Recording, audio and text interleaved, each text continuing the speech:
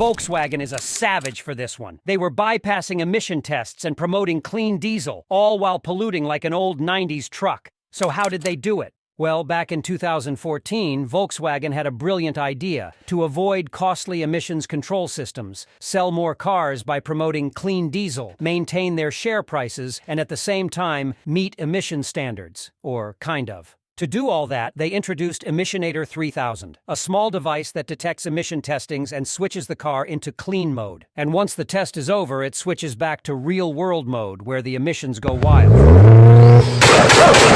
International Council on Clean Transportation discovered that in road testing, the Volkswagen vehicles were exceeding the standard by 40 times. And here is where that brilliant idea turned into a nightmare. To solve it, Volkswagen announced they will spend $18 billion to fix the affected cars. On top of that, fined $4.2 billion, and by today, they paid a total of $35 billion in fines, penalties, financial statements, and buyback costs. In the first few months, the company lost 46% of their market share value, which adds up to $42.5 billion.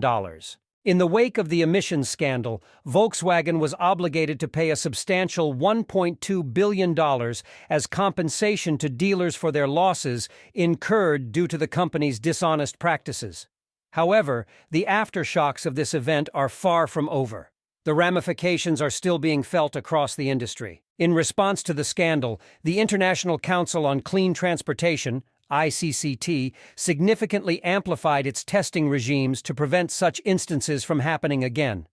This intense scrutiny led to the discovery that Volkswagen was not the only company that had been playing fast and loose with emissions regulations.